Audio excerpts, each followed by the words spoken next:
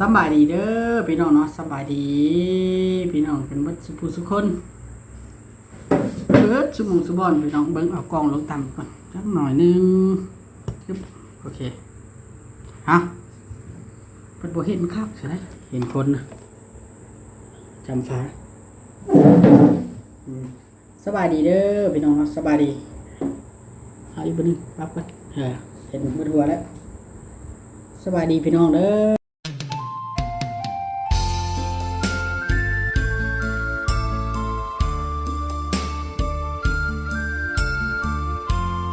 พี่น้องวันนี้ก็อยู่กับเบาโอลิซาแนลอีกแล้วพี่น้องเบาโอซาแนลก็คือมื้อนี้เบาโอลิสิออกมาเว้าเรื่องอันเบาจะลั่นพี่น้องเนาะเบาจะลั่นกับน้องเพิ่นพี่น้องเนาะกับน้องชายของเพิ่นนั่นแหละว่าเป็นจังไดมาจังไดคือเป็นสภาพการไปนั่นนะพี่น้องเนาะเริ่มต้นนะก็ฮู้อยู่แล้วว่าทางด้านเบาจะลั่นกับน้องจรัญนี่และ FC ก็คอมเมนต์ว่าบ่ให้ไปซอยน่ะหลายพี่น้องเนาะบ่ให้ไปถ่ายทำพี่น้องเนาะแต่ว่าเริ่มต้นนะเฮาถ่ายแล้วนะ FC พี่น้อง FC เพิ่นให้ความสนใจพี่น้องเนาะให้ความสนใจหรือว่าฟีดแบ็กมันดีว่าซั่นซะเนาะพี่น้องกระแสมันก็ค่อนข้างจะดี เป็นหยังจังว่าดีพี่น้องเนาะเพราะว่ามีทั้งคนอีตนมีทั้งคนด่ามันมีคนหักคนชังว่าท่านทราบพี่น้องมีทั้งคนหักคนชังแบ่งตัวผมก็เด้อพี่น้องมีทั้งคนหักคนชังแล้วล่ะค่อนข้างจะอันนั่นแน่พี่น้องเนาะเพราะว่ามีคนทั้งคนให้ไปหาแล้วก็คนไม่ไปหาแต่ว่าพี่น้องเนาะเรื่องมันมีอยู่ว่าอันบ่าวจะลั่นกับน้องแล้วนี่ทุกอย่างนะน้องแล้วเป็นคนอันนั้นพี่น้องเป็นคนอันบ่ค่อย100%ว่าซั่นซะบ่ค่อย100%บ่จะลั่นนี่แล้วบัดถึกพ่อกับแม่ลูกพ่อแม่บ่ฮักพี่น้องโดนรังแกแต่เด็กน้อยตั้งแต่เด็กน้อยอยู่กันถึกทั้งพ่อตีทั้งน้องอ้ายน้องทั้งน้องตีหุ่มตีน่ะถามชาวแตงอ่อนเราก็เว้าถามชาวบ้านถามลุงแก้วถามพวกเราฟังก็ว่าเท่าจะลั่นนี่เป็นคนที่น่าสงสารแล้วเลยทางอันนั้นพี่น้องเนาะทางบ้านทางการจะตั้งบ้านนะเพิ่นก็หารือกันอยู่ว่าสิแยกให้เท่าจะลั่นนี่อยู่ผู้เดียวไปได้พี่น้องก็คือสิส่งตัว2ไอ้น้องของบ่าวจะลั่นน่ะไปให้พ่อแม่แล้วเพราะว่าถ้าสมมุติว่าเอาไปฝากบำบัดนะพี่น้องเขาต้องมีพ่อแม่ยืนยันอย่างนี้เจ้าหน้าที่เพิ่นจะสามารถเฮ็ดได้เอาไปบำบัดเนาะสิจับคนโลดก็จับบ่ได้เพราะว่าการจับคนโลดเนี่ยมันต้องมีพยานและหลักฐานพี่น้องหลักฐานพร้อมจับไปแล้วก็ได้ปล่อยถ้าเฮาบ่มีหลักฐานก็เลย FC ก็คิดว่าคือบ่แจ้งตำรวจจับโลดทันทีน่ะข้อหาแล้วพวกเพิ่นพวกอันนั้นยังบ่มีข้อหาหยังพี่น้องยังบ่มีข้อหาหยังบ่มีข้อหาละเลยบ่จักความสิจับพี่น้องเนาะแล้วก็แม่นอยู่ว่า2ไอ้น้อง2ระหว่าง2ไอ้น้องได้พี่น้อง2ไอ้น้องบ่าวจะลั่นน่ะสร้างความเดือดร้อนให้ชาวบ้านหลายพี่น้องเอ้ยเนาะบ่แม่นตั้งแต่แนวอื่นพี่น้อง1คือค่ำมานี่เวลาคุมตัวเองบ่ได้ว่าซั่นจ้ะเวลาคุมตัวเองบ่ได้ก็คือสิมักทำลายข้าวของในภายในเรือนชานเนาะตามชาวบ้านเราทำลายข้าวของภายในเรือนชานเฮ็ดให้เรือนอ้อมข้างหวาดผวาหวาดกลัวนะพี่น้องหวาดกลัวผวาแล้วก็มีเทื่อนึงเพิ่นว่าเคยไล่อยากทำลายแม่ของน้องถ้วยทองน้องสายหล่าตัวเมียลุงแก้วนั่นแหละพี่น้องประพรน่ะแต่ว่ากับบ่จักความเฮ็ดคือกันพี่น้องเนาะเพราะว่าบ่มีหลักฐาน แล้วก็บ่แม่นเหตุซึ่งหน้าแจ้งความไปก็เท่านั้นพี่น้องเนาะกักตัวได้ก็ปล่อยแถมตอนนี้น่ะบ่มีผู้ปกครองน่ะหนีไปอยู่บ้านอื่นไปอยู่บ้านผัวแล้วเนาะก็เลยเฮ็ดให้การประสานงานนี่สั่งมันกันยากเลยปล่อยให้2คนรวมแล้วน่ะเป็น3ไอ้น้องทั้งบ่าวจรัญพี่น้องเนาะรวมเลยนะ3ไอ้น้องทั้งบ่าวจรัญน่ะเล่ร่อนตื่นมาล่ะ3คน2คนน่ะหลักๆน่ะ2คน3คนน่ะเบิ่นหั่นล่ะไปกินข้าวเฮือนเอื้อตีหัวแดงเฮือนเอื้อตีหัวแดงก็คือ FC ก็สิเข้าใจว่าเฮือนไผเฮือนแม่เอื้อตีหัวแดงเฮือนของแม่ตู้ทาพี่น้องเนาะแม่ตู้ทาผู้ละห้อง LL เด้ผู้ลาวปากบ่ได้นะเฮือนของแม่ตู้ทาเราไปนะ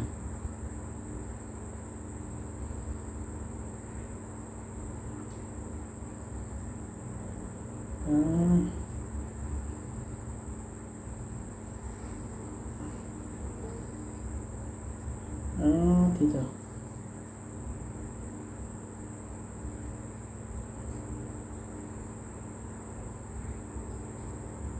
เรื่องก่อนเป็นทุท่าหันเราไปนะ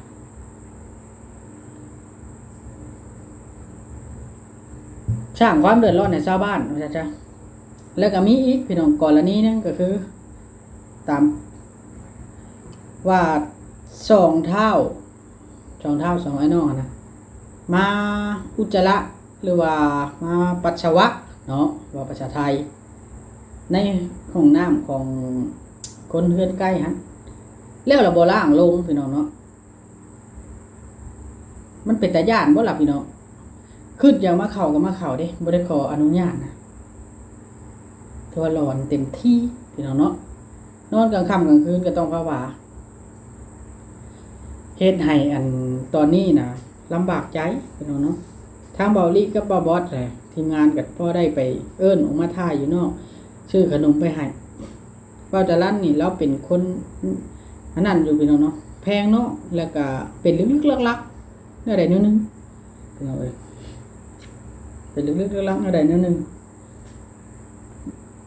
ก็เลยเฮ็ดให้อันนั้นพี่น้องเนาะแล้วก็เบาลี่มีเคสนึงพี่น้องที่ว่านั่นเลยนี่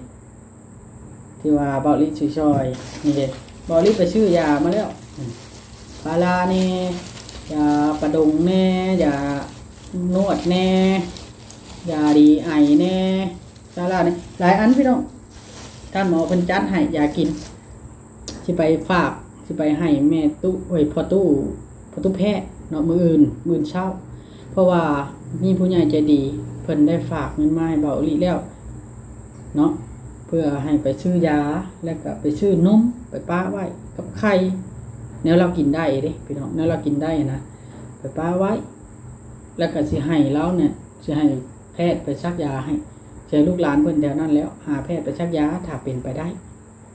หรือว่าถ้ากินยาดีขึ้นก็อันนั้นพี่น้องเนาะเพราะว่าซักยาก็เราเคยซักแล้วแล้วมันบ่ดีแล้วอันนี้ก็เลยชื่อยาดีประดงแน่ยาดีไอเพราะว่าชุดเราเป็นไอเรากินนั่นนี่แหละไอเราเด้เนาะแล้วเราเป็นอย่างแล้วก็วิตามินพ่อวิตามินก็เอาไปฝากแล้วให้เรากินวิตามินแน่แล้วเหลืองหลายแล้วจ้อยหลายพี่น้องเนาะชื่อวิตามินไปให้เราพอเรานั่นตัวแพทย์ FC คือสิเห็นอยู่ดอกพี่น้องเนาะนั่นล่ะพี่น้องเนาะแล้วก็มาเรื่องที่2บัดนี้พี่น้องเรื่องที่2ครับเรื่องของท่านหมอกับอันพอลุงนะพอลุงคำไสพี่น้องอันนี้ก็เฮาได้สืบแล้วน้อยนึงว่าลุงคำไสนี่เรามีอยู่ซั่นซะมีลูกมีเมียอยู่ทั้งมื้ออื่นเด้อเบาลี่สิไปตามหาลูกเขยแล้วเพราะว่าลูกเขยแล้วนี่ต้องการอันนั้นลูกเขยแล้วนี่มาหาสาวแตงอ่อนอยากให้พูดความจริงนะแล้วชาวแตงอ่อนแล้วเลยพูดความจริงเป็นหลังจากปิดกล้องแล้วให้ฟังพูดความจริงอันนี้ก็เป็นในมุมมองของอันนั้นเด้อพี่น้องในมุมมองของชาวบ้านเนาะว่าอันผู้มาอยู่น้ำท่านหมอซุมื้อนี่นะอยู่น้ำลูกน้ำเต้าซุมื้อนี่พี่น้องขึ้นอยากออกมาก็ซื้อ ที่จริงนั้นเราอยู่น้ำลูกน้ำเต้าแล้วว่าไงลูกเต้าบอกว่าฟังก็ว่าได้พี่น้อง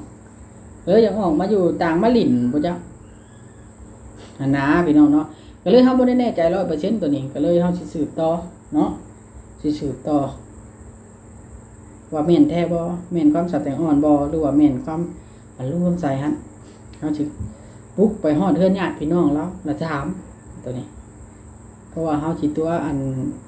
ตัวเองบ่ได้ย่านโดนหลอกเบิดทีมคือเบาลิว่าแล้วโดนหลอกแล้วมันบ่คักได้เสียมาได้เนาะพี่น้องเสียมาเสียแมวนั่นแหละพี่น้องเนาะเบาดีจังออกมาเล่าสู่ฟังอันนี้ก็ได้ออกมาเล่าสู่ฟังFC ฟังนำกันเนาะพี่น้องเนาะเรื่องของเบาจรัญกำลังอยู่ที่ระหว่างการประสานงานระหว่างพ่อแม่กับการจัดตั้งบ้านพ่อแม่นะคือพ่อแม่ของดาวจรัญกับน้องหันว่าอยากให้เอาไปอยู่นะสร้างความเดือดร้อนในบ้านในเมืองลังเทื่อก็ถือมีดเลาะทางซุมเบาอลิไปน่ะซุมเบาอลิอยู่นอกได้อยู่นอกเฮือนแล้วก็บ่ได้ไปยุ่งกับสองไอ้น้องนะยุ่งแต่กับเบาจรัญระวังตัวอยู่พี่น้องเนาะขอบคุณหลายๆเด้อ FC ที่เป็นห่วงเบาอลิกับเบาบอสเนาะสองไอ้น้องแล้วก็เฮาก็รักษาความปลอดภัยเฮาเองอยู่พี่น้องเนาะเพราะว่าเฮาได้เปิดประเด็นให้ FC เบิ่งเลยเด้เฮาก็สิตามให้มันสุดอยากช่วยดาวจรัญนี่ก็อยากช่วยแหละพี่น้องเนาะแล้วก็ไปรับจ้างอยู่ปกติน่ะเดี๋ยวพอกลับมาอยู่น้ำน้องเลยล่ะเสยม้อยบัดนี้พี่น้องเนาะสิไปถามแล้วว่าอยากบวชบ่ถ้าเราปกตินี่เราบวชได้ถ้าบ่ปกตินี่บวชบ่ได้พี่น้องเนาะคันว่าพี่น้องเนาะเอาไปนี่เด้อคันว่าเสพยาเนาะสมมุติเสพยานี่สิเอาเงินมาแต่ไสเสพนะพี่น้องเบาลี่ว่าน่าจะเป็นแบบอันความบ่เต็มบาทนี่เป็นกรรมพันธุ์บ่หรือว่าจังใดหรือว่าเกิดมาแล้วเป็นนั้นบ่สมประกอบบ่พี่น้องบ่สมประกอบบ่หรือว่าจังใดต้องเข้าใจเด้ตัวนี้ก็ได้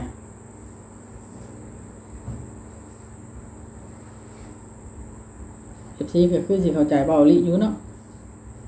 ตามวิเคราะห์ฉันซะขนาดไปอยู่น้ำท่านหมอข้าวเดียวยังพูดออกมาทั้งที่ได้กินได้อยู่สบายอยู่กินข้าวอิ่มนอนรับมีน้ำอาบหลังจากที่ออกจากท่านหมออาทิตย์หนึ่งน้ำบ่ได้อาบเลยบัดคนน้ำบ่อาบมันก็เน่าแล้วเนาะพี่น้องเน่าแล้วพี่น้องคนน้ำบ่อาบสมมติว่าน้ำบ่อาบอันจังมือ1 2มื้อนี่บอกเลยว่าโว้ใกล้หมู่บ่ได้น่ะมิ้นพี่น้องเนาะว่าผมซื่อซะเราต้องอาบน้ำแล้วปกติน้ำกินแบบนี้น้ำกินนี่มาขอน้ำลุงแก้วแล้วก็ลุงแก้วใดให้น้ำเดือดมาตักเอาในห้องน้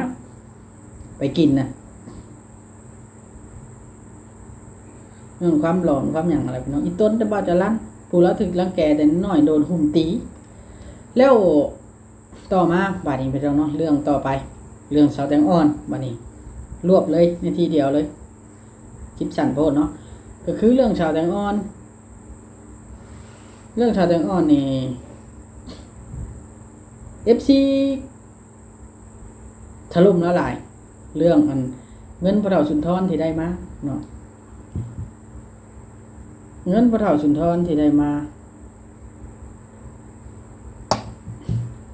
เงินพระเฒ่าสุนทรที่ได้มานี่เป็นจำนวน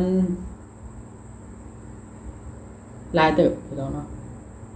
แต่ว่า FC บ่พอใจตัวนี้ก็คือมาจัดงานแจกหรือว่าเฮ็ดบุญหาเราสุนทรนี่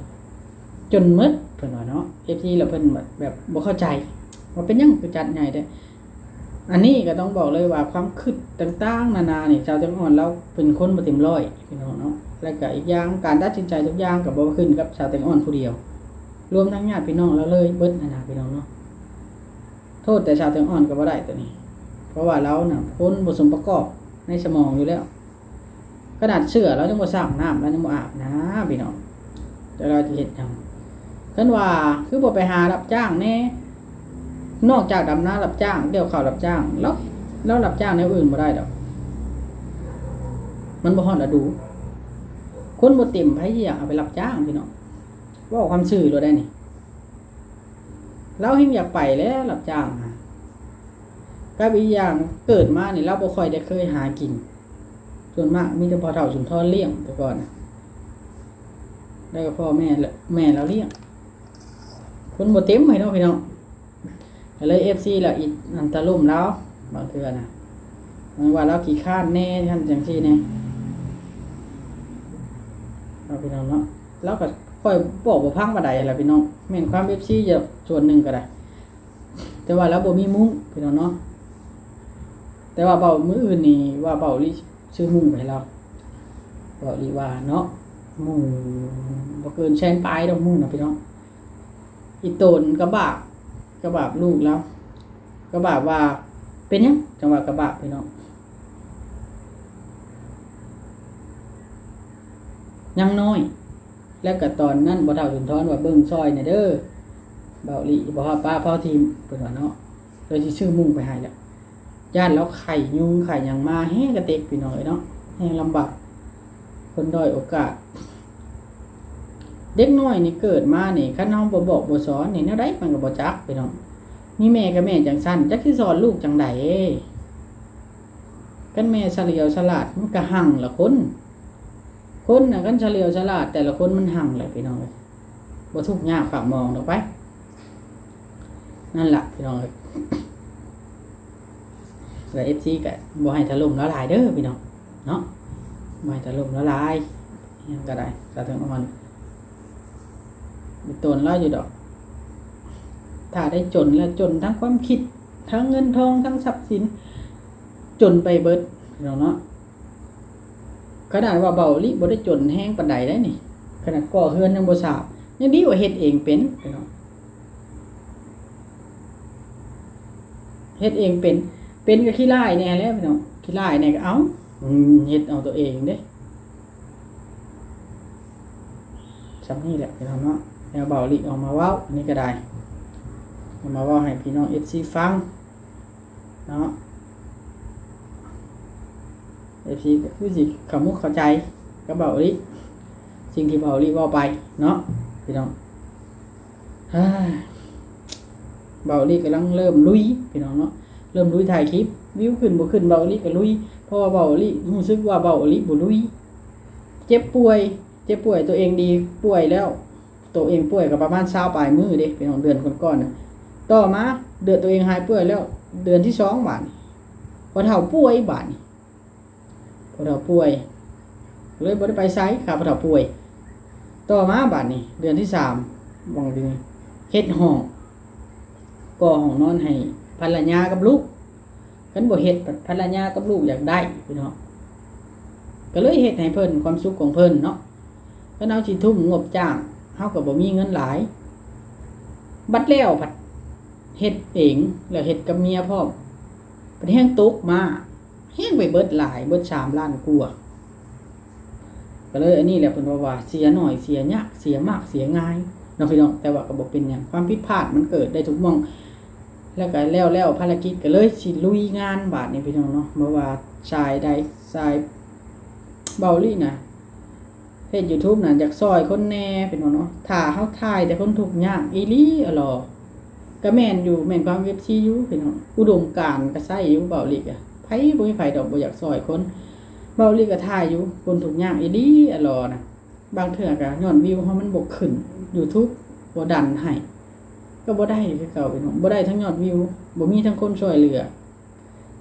เฮาต้องถ่ายควบคู่กันไปทั้งกระแสดราม่าแน่ทั้งกระแสสังคมแน่ครบสูตรจังได้มันยังอยู่รอดเดือนละ100 200พี่น้องเดือนละ100 200เหรียญมันก็อยู่ยากแล้วพี่น้องเครื่องของมันแพงขึ้นหันหน้าพี่น้องให้ FG เข้าใจตัวนี้แน่เพื่อความอยู่รอดของเฮาพร้อมแล้วก็นั่นบ่แม่นว่าผู้ใหญ่ใจดีสิซัพพอร์ตเฮาตลอดเด้เพิ่นก็บ่ได้ซัพพอร์ตเฮาตลอดเพิ่นก็มีภาระของเพิ่นโดนๆเพิ่นซัพพอร์ตเทื่อนึงเวลาเพิ่นใช้ เวียกการบางเทื่อเพิ่นก็ให้ค่าน้ำเมืองน้ำมันเพิ่นให้ค่าน้ำเมืองน้ำมันมันต้องเหลืออยู่แล้วพี่น้องเหลือจักหน่อยแล้วบ่เหลือหลายก็พอได้มาซื้อนมลูกนะเทื่อเพิ่นบ่ให้เฮาก็บ่เอาเฮาก็เฮ็ดตามจุดประสงค์ของเพิ่นการเป็นสะพานบุญเด้พี่น้องเนาะเพิ่นให้เฮาจังเอาเพิ่นบ่ให้เฮาก็บ่เอาเพิ่นให้เฮาก็พอได้มาซื้อนมลูกนมจูเหล้าเบียร์ก็บ่ได้กินเด้พี่น้องจักสิเอาไปไสละเงินนอกจากเอามาซื้อนมลูกนมจูเนาะคือท่านคันนั้นแน่ก็พากันไปวัดชื่อต้นชื่อหนังไหว้พระทำบุญจังนั้นแหละชีวิตเบาลิกับสาวน้ำกับน้องสุธีที่มีเพียงหลายพี่น้องกันได้มีเงินออกเงินนั่นแน่ก็ฝากมือให้พ่อเฒ่าใส่น้ำเนาะแต่ว่าช่วงนี้ก็ช็อตแฮงหลังจากตกมาในช็อตแฮงเลยบ่ได้ฝากให้เพิ่นเนาะพี่น้องเนาะเอาโอเคอันนี้ทางคลิปนี้ก็เบาลิผิดพลาดประการใดก็ต้องขอโทษขออภัยพี่น้อง FC เบิดสมองสุบอนแล้วก็ฝากติดตามเบาลิเด้อเบาลิกำลังลุยงานพี่น้องเนาะจะได้ก็ขอขอบคุณทุกท่านที่สนับสนุนให้กำลังใจแล้วก็มีทางผู้ใหญ่ใจดีที่ฝากเงินมาซื้อยาบ่นะซื้อยาให้ทุกแพทย์แล้วก็ซื้อไข่ซื้อหยังยังบ่ได้ไปซื้อเนาะก็ขอบคุณเพิ่นหลายๆเด้อความเจ็บจะได้ความไข่อย่ามีมืออื่นก็ลุยงานต่อพี่น้องเนาะสบายดี